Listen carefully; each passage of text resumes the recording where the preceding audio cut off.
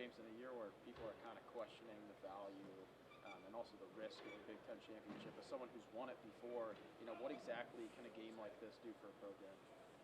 Yeah, we're excited to play Oregon. Great opportunity playing the number one team in the country. We're excited about that.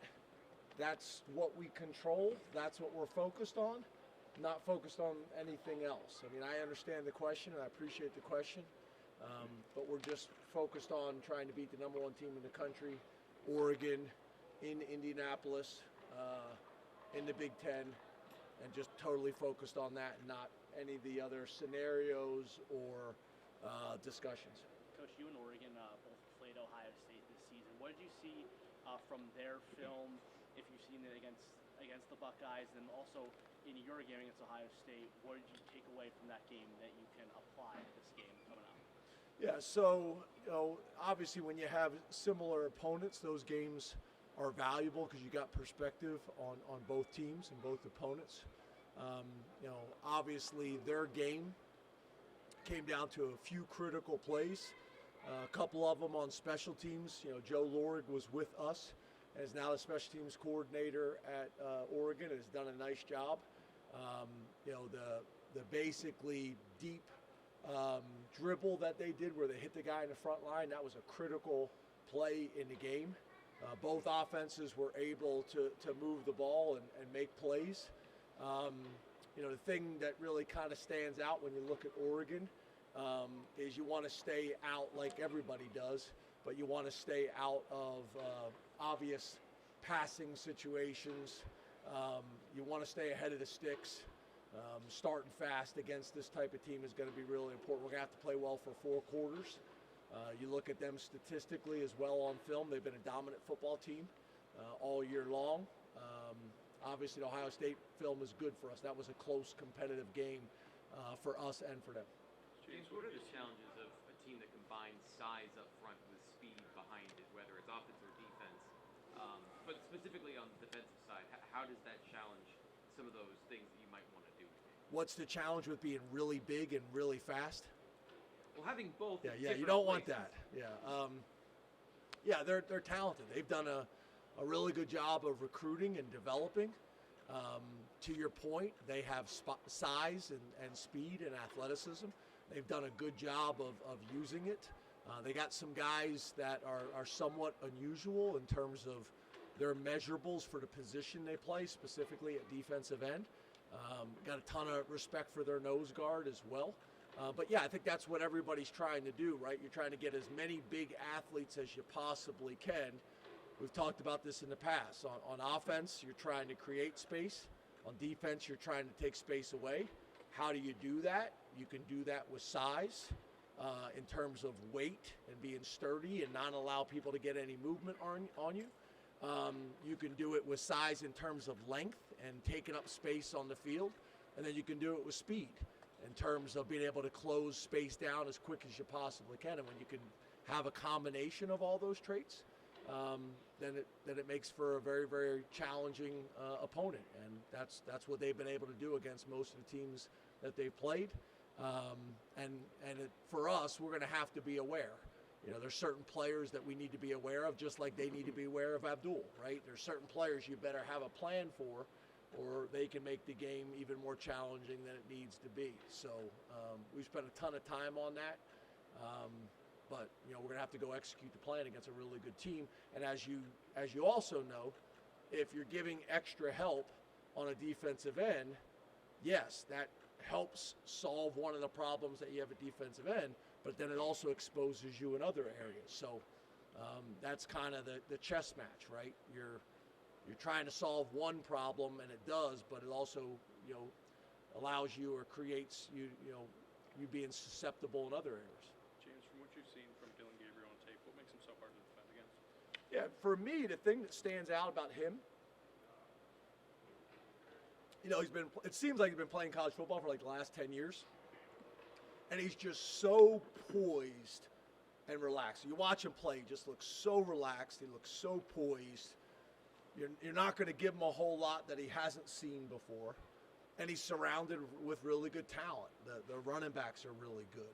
The tight end is a really good player. The receivers are dynamic.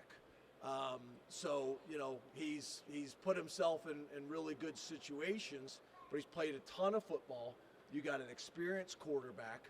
Their play caller does a really good job of getting people in space, and he looks very comfortable and relaxed, and because of that, he's thrown for a very high percentage. You very rarely ever see him get rattled, and he's throwing to guys that can make plays for him. So it's a combination of skill, it's a combination of scheme, and it's a combination of the guys that he has around him plus experience. James, we saw both Trey and Elliott participating earlier. What's your level of confidence that those guys will be available this weekend? It's good. It's good. But as you guys know, I don't get into a whole lot of that kind of stuff unless it's a long-term injury. But we have confidence that both those guys will be available to play. I think you saw them both out here contributing today. James, what are the challenges of preparing for a team that wasn't on the schedule that you haven't faced before? Typically, Big Ten team, you'll know a little bit about them at least. What were some of the challenges, and how do you think you guys have handled it?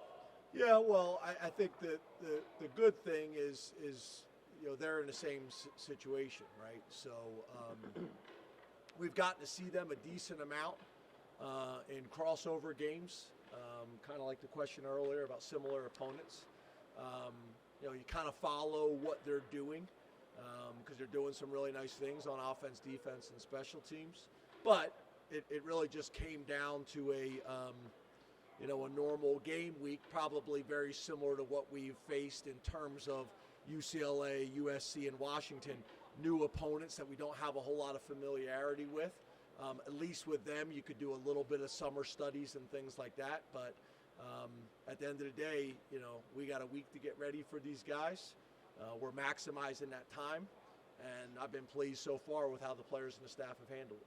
James, you got all 26 guys in the 2025 class signed today. Just overall first glance, what are your first impressions of that class? Yeah, happy. One of the things that we take great pride in, knock on wood, that we have not had a whole lot of drama on signing day. We're very upfront and honest and transparent with the families and the kids that we recruit. They know what they're getting, we know what we're getting, and we typically don't have a whole lot of issues. Those guys sign, and and obviously we've been recruiting them for a long time and are pleased with the class. I was also very, very pleased with the staff in general. This was a very different signing day. It was just me and the recruiting staff. Usually it's our whole staff, but we can't afford to do that right now. So the rest of the staff was on football all day. I came in early and will stay late to make up for the time that I missed on football. But it was myself and the recruiting staff and the administrative staff did a phenomenal job having everything set up. And you're talking about not only was that different, but not having a national letter of intent this year, NIL contracts, all kinds of stuff, make it very, very challenging. And for us to not have any hiccups or any issues, to me was impressive, from the organization. That's a credit to Andy Frank and Kenny Sanders and Alan Zamaitis and all those guys. Two more guys.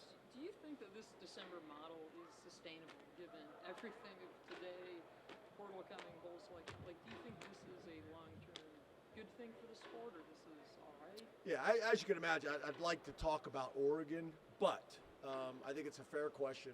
I don't think it makes a whole lot of sense to have one of the most important days of the year, which is signing day, which is very complex in today's college football, more complex than it's ever been. Oh, and by the way, you're about to play the number one team in the country in the conference championship game.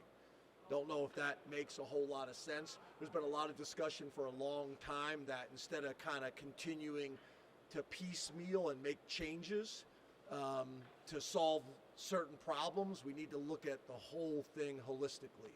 The entire model, the rules, the calendar, all of it. But it is what it is, and I was pleased with our staff and how they handled it. James, something we usually would ask at the signing day press conference, kind of doubling up here a little bit. Now that you've signed this group, are there any positions that you see that remain a priority moving forward? There's still some time left in this period. There's still the February signing period. Yeah, I'll probably wait on that right now. There's a lot of different moving parts and a lot of things that are going on right now, and don't necessarily want to be talking about things that impact our current roster. Want to focus on the guys that we have now. I'm happy to answer that question once we kind of get through this. What our plan is for the transfer portal. I know what you're going to say. The transfer portal is about to open. I get it. But again, we're just trying to keep everybody as focused on the task at hand. I got the recruiting staff working on those other things, and we're focused on Oregon. But I promise you I will answer that question here when I think it's a little bit more appropriate. Thank you, Coach. Thank you, guys. Thanks, guys. Thanks, James.